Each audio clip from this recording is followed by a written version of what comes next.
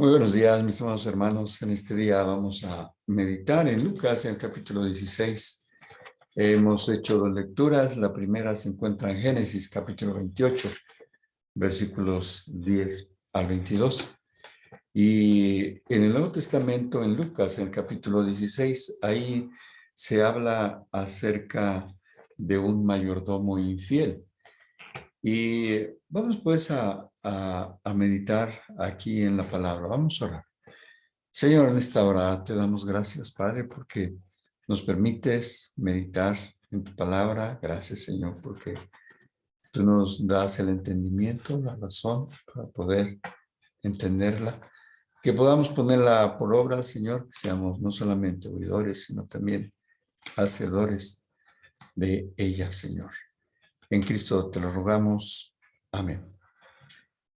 Uno de los temas a veces más difíciles o más conflictivos quizás del que podemos hablar en la iglesia es acerca de los diezmos y de las ofrendas.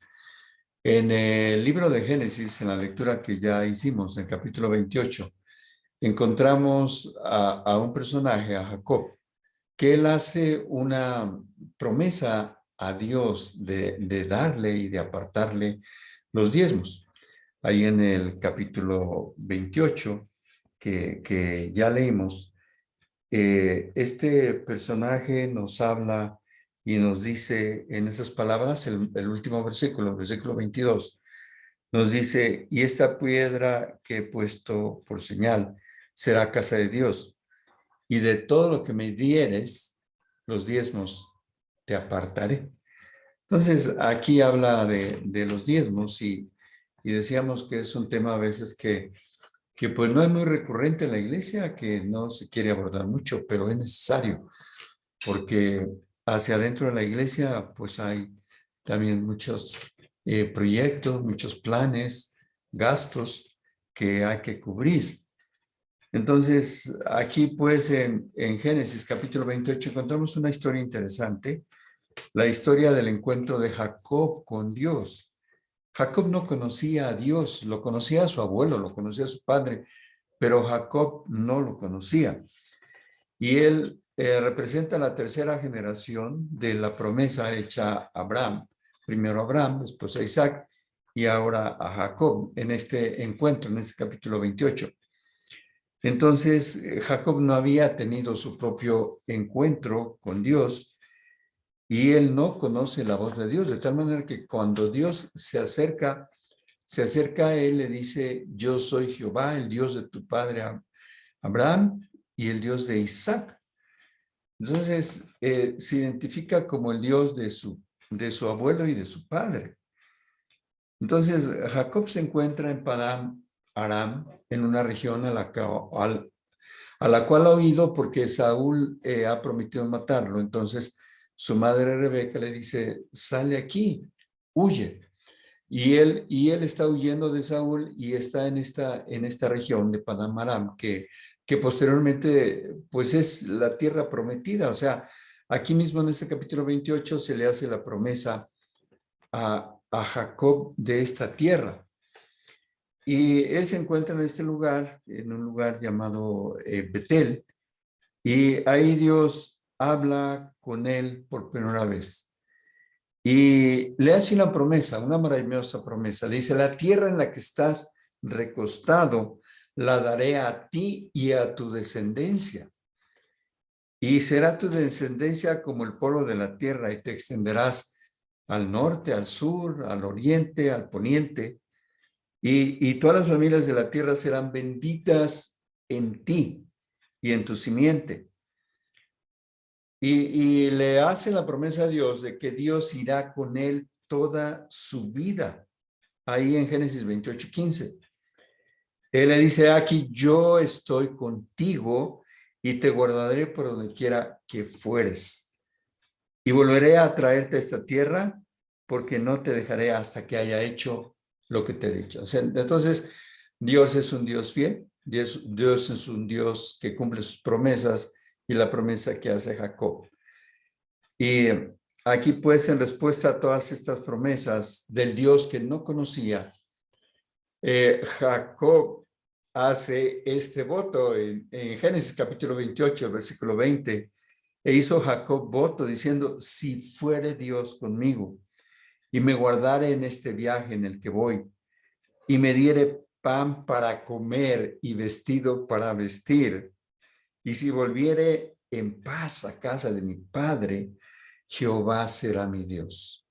Ese es el voto que hace Jacob delante de Dios. Dice, y esta piedra que he puesto por señal será casa de Dios. Y de todo lo que me diereis, los diezmos te apartaré. Entonces, esta es la promesa, este es el voto que hace Jacob con Dios mucho antes de la ley de Moisés. Ahí más adelante en Éxodo y en Deuteronomio se habla de los diezmos. Jacob adopta a Jehová como su Dios, nos dice ahí en Génesis 28, 21. Formaliza una relación con Dios como su Padre y le promete de todo lo que Dios le dé apartar los diezmos como gratitud de que Dios vaya con él, Dios le alimente, Dios le vista, Dios le provea vestido, le provea comida, le provea la paz que él andaba buscando, porque estaba en una situación crítica. Saúl lo iba a buscar para matarlo. Entonces, Esaú, perdón. Entonces, aquí podemos pues darnos cuenta en este mensaje que ya se está hablando aquí de los diezmos. Dios nos está hablando aquí de los diezmos. Dios nos está hablando aquí de las ofrendas voluntarias a Dios y de la fidelidad que debemos de guardar a nuestro Dios. O sea, Dios es dueño y Señor de todas las cosas y con gratitud debemos nosotros también de apartar nuestros diezmos, de apartar nuestras ofrendas, ¿verdad? Porque Dios ha prometido, al igual que a Jacob, cuidarnos, proveernos, alimentarnos, vestirnos y darnos paz. Y eso es una realidad, creo yo, en tu vida y en mi vida. Y aquí, ya yendo al Nuevo Testamento, en Lucas capítulo 16, encontramos una parábola de la que está hablando el Señor Jesucristo, está narrando esta parábola a sus discípulos. Y en esta parábola, pues lleva dos propósitos. El primero es enseñar acerca de la astucia de un hombre que al ver perdida la fuente de sus ingresos, pues empieza con una tramácula y con unas triquiñuelas para que le tengan consideración a aquellos hombres a los que le deben a su amo, ¿verdad? Para que le puedan recibir en su casa. Y segundo, enseña acerca de la fidelidad y la justicia. Este hombre no fue fiel en lo poco ni en lo mucho. Fue un hombre que pagó con mal el bien que su amo le había hecho. Y muchas veces tenemos esta conducta, tenemos esta actitud. Pagamos con mal a Dios el bien que nos hace. Porque ya simplemente el tener vida es un bien, el tener salud es un bien, el tener un trabajo es un bien, y muchas veces somos desagradecidos, así como este personaje. Así que vamos aquí al bosquejo, aquí en esta palabra de Lucas capítulo 16, se nos revelan algunas cosas importantes. Un día, número uno, un día todos tenemos que rendir cuentas a nuestro Dios. Lo podemos ver aquí en Lucas capítulo 16, versículo 2. Número dos, un día Dios mostrará la fidelidad de cada uno de nosotros. Y tres, un día recibirás la recompensa en base a esa fidelidad o esa infidelidad. Así que aquí se nos habla de la fidelidad y de la justicia. Este hombre no fue fiel, no fue justo tampoco.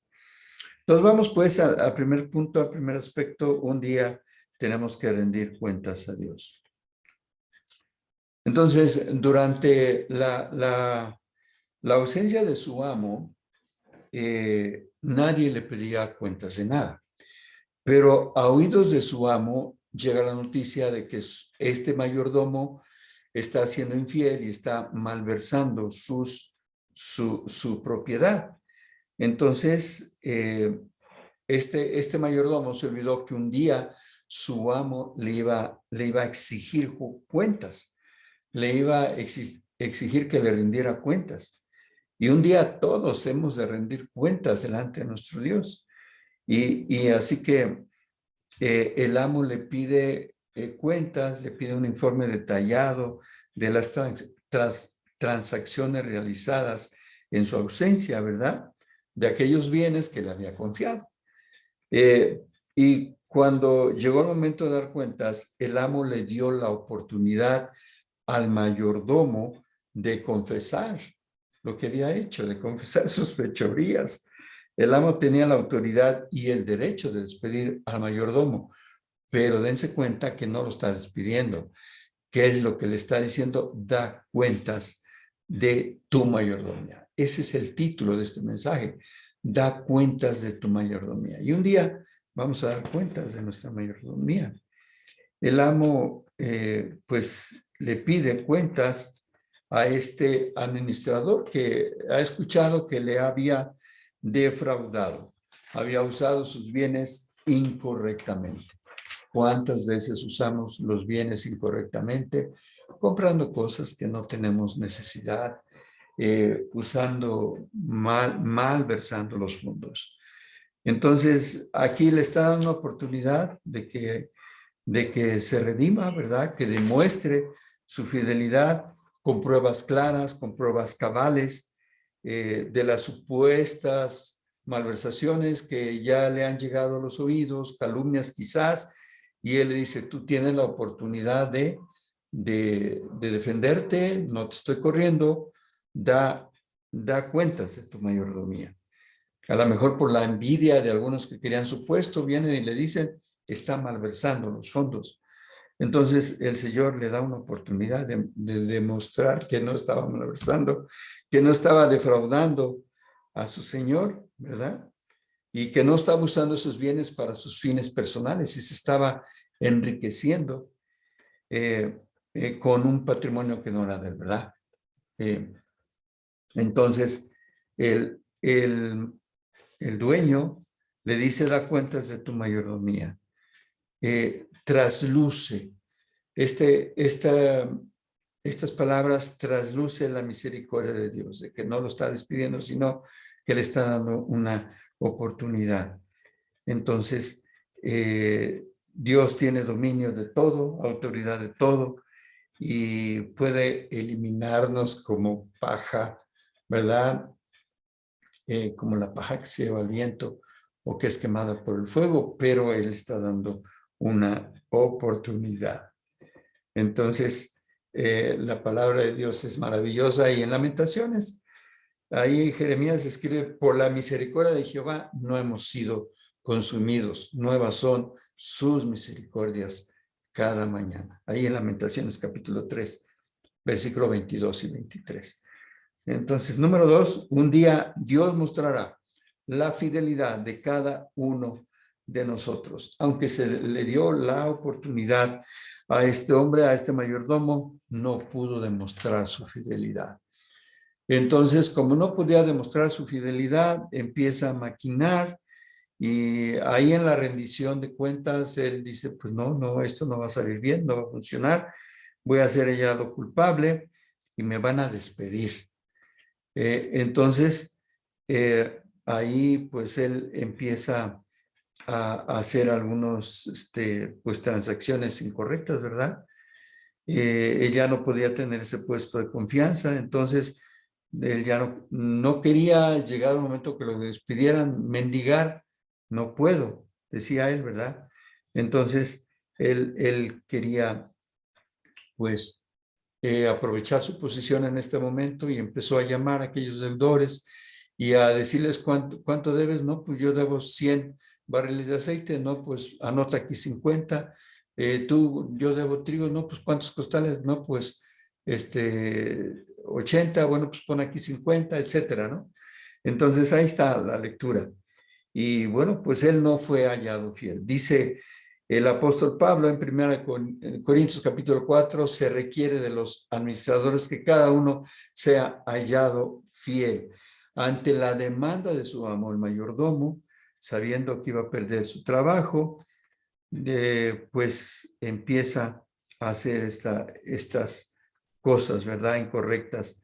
Y entonces empieza, a pesar de que él lo primero que tenía que haber hecho era reconocer que había fallado, pedir perdón por su pecado, no lo hizo. Segundo, también restituir lo que había robado a su amo. Seguramente tenía ya una fortuna generada, pero no quiso tomar de esa fortuna y pagar al amo lo que le había defraudado. No quiso humillarse y siguió cometiendo más pecados. Y bueno, pues empezó a regalar los bienes, ¿verdad? De su amo. Entonces escogió el favor de los hombres, empezó a llamar a los deudores de su amo y en secreto fue reduciendo las deudas que tenían. Ahí dice en Lucas 16. En otros términos, en otras palabras, instó a estos hombres a que robaran también a su amo. O sea, ¿tú cuánto debes? Bueno, si aquí vemos la palabra en Lucas 16, le dice ahí a uno de ellos, por ejemplo, ¿cuánto debes? Le dijo 100 medidas de trigo. Y él le dijo, toma tu cuenta y escribe 80. Y a otro le dijo, ¿cuánto debes? 100 barriles de aceite. Le dijo, toma tu cuenta, siéntate pronto y escribe 50. Entonces, los está involucrando en el robo, en el hurto. Lo que él había estado haciendo con su amo, ahora lo está enseñando a otros. Y le está diciendo, bueno, mira, escribe eso. Entonces, los está involucrando en su fraude, como Ananías involucró en su fraude a Zafira. Entonces se ponen de acuerdo, la avaricia los domina, venden una propiedad y bueno, tienen, no sé, una cantidad y dicen, bueno, pues vamos a decir que lo vendimos en tanto y vamos a sustraer de esa cantidad. Habían prometido la propiedad para la obra, para la iglesia primitiva, ¿verdad? Para que no hubiera necesitados. Y entonces ahí él pues involucra a su esposa y los dos terminan muriendo. Entonces, aquí qué triste, y eso es a veces la realidad de muchos. Cuando una persona no se humilla, se dedica a sembrar cizaña, recluta a otros también para que defrauden y no tienen paz ni sosiego hasta que corrompen a los demás que les rodean. Y muchas veces dicen, no, ¿tú para qué diezmas? ¿Tú para qué ofrendas? ¿Por qué haces esto? Y empiezan a involucrar a otros. Dicen, no diezmes, no ofrendes. En la iglesia se están malversando los fondos. No diezmen ni ofrendes. Entonces se autojustifican y enseñan lo que las escrituras no enseñan. Entonces, tengamos mucho cuidado con eso, porque a simple vista podrían parecer lógicas sus razones, pero no lo sigamos.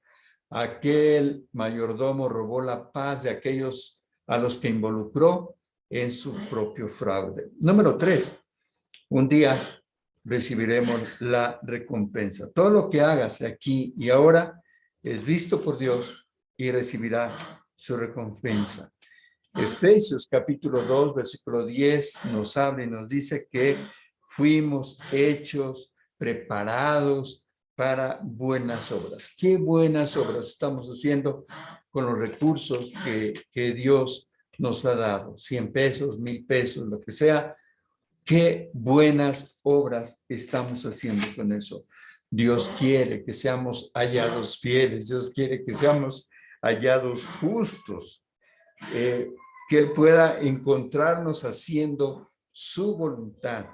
engrandeciendo el patrimonio celestial en vez de el nuestro. Que seamos fieles en la administración de los diezmos y en la administración de las ofrendas. Todo le pertenece a Dios. Ananías y Zafira se vieron pues seducidos por la popularidad de vender las propiedades y repartir lo obtenido entre los pobres, pero sustrajeron de eso, sustrajeron para los proyectos, para el crecimiento de la iglesia primitiva. Al ver todo ese dinero juntos, se llenaron de avaricia. Lo que dice aquí también en Lucas, capítulo 16, uno de los versículos también nos habla y nos dice de estos hombres, del versículo 14, dice, y oían también todas estas cosas los fariseos, que eran avaros, y se burlaron de él.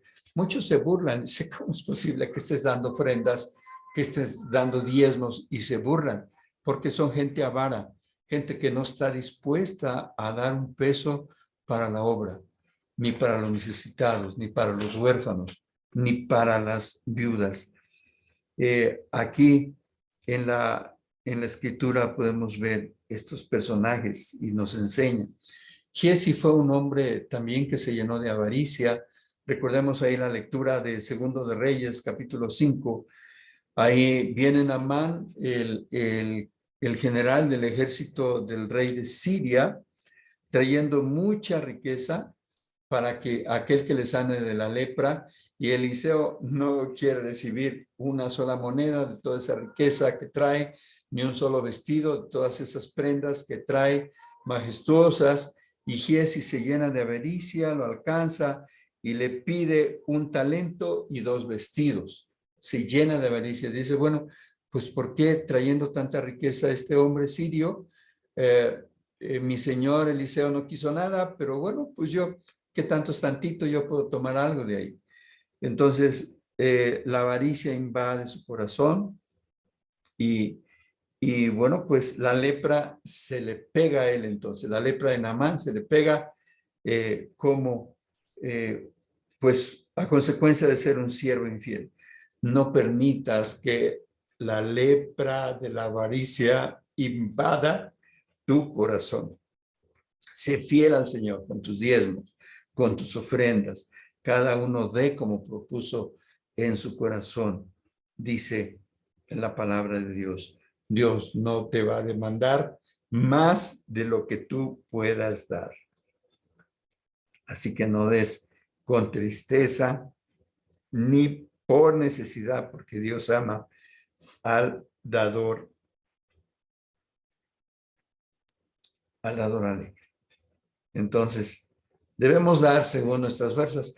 Hay una anécdota interesante acerca de esto en la iglesia se estaba pidiendo pues ayuda, apoyo, porque el techo se estaba cayendo ya, estaba en muy mal estado, el yeso del techo se estaba cayendo, o así, plafón, ¿verdad? Y un hombre se levanta muy ufano y dice en medio de la congregación, pastor, yo quiero dar 1,000 pesos para que se arregle este techo, pero un hombre muy rico, pero avaro también, ¿verdad? Entonces, en eso que él dice, yo voy a dar 1,000 pesos, que le cae un terrón de arriba de yeso en la cabeza y dice, corrijo, Dios me está, me está, pues exhortando, quiero dar 50,000 pesos para remodelar este techo. Entonces, he entendido, ¿verdad? Este mensaje de Dios. Incrementaré mi donación a 50,000 pesos para que apoyar a que se arregle este techo. Entonces, seamos fieles con el Señor, seamos justos, seamos mayordomos fieles con lo que Dios nos ha dado para administrarlo y no amemos más al dinero que a Dios. Aquí nos habla de eso, entonces tengamos que ser obedientes, pues, no menos más al dinero que a Dios. Y bueno, pues aquí dice que ningún siervo puede servir a dos señores, dice el versículo 13, porque aborrecerá al uno y amará al otro, o estimará al uno y menospreciará al otro. No podéis servir a Dios y a las riquezas. Ser cristiano requiere fidelidad, requiere compromiso, requiere pasión por la obra, pasión por las almas, pasión por Dios. Dios quiere hombres y mujeres fieles a Él y a su palabra. Sin embargo, parece que a este hombre no le importaba tanto eso, ¿verdad? Sino que lo que más le importaba es que iba a perder sus privilegios. Tenemos que usar los bienes, ya en conclusión, ya estoy terminando, tenemos que usar los bienes que Dios nos ha confiado exclusivamente para su gloria, para su alabanza y para llevar a otros a los pies de Cristo. En la rendición de cuentas, seremos justificados o seremos descalificados. Dios es fiel y Dios quiere que seamos fieles también nosotros. El dinero no es nuestro, el dinero le pertenece a Dios, así que no detengas tu mano. Cuando viene alguien, algún necesitado, cuando viene alguien que te dice, pues no tengo para comer hoy, no lo dejes ir, sin que seas de bendición para esa persona, para ese hermano, para esa hermana. El dinero no es malo en sí, puede ser usado para bien o puede ser usado para mal. Usémoslo para bien.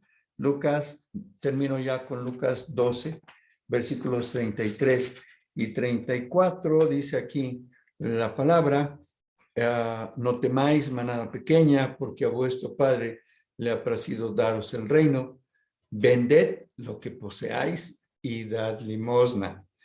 Haceos bolsas que no se envejezcan, tesoro en los cielos que no se agote, donde ladrón no llega ni polilla destruye, porque donde esté vuestro corazón, ahí estará también, donde esté vuestro tesoro, ahí estará también vuestro corazón. Que quitemos pues toda avaricia de nuestras vidas y seamos diligentes y administremos bien los recursos con los que Dios nos ha bendecido. Que Dios les bendiga.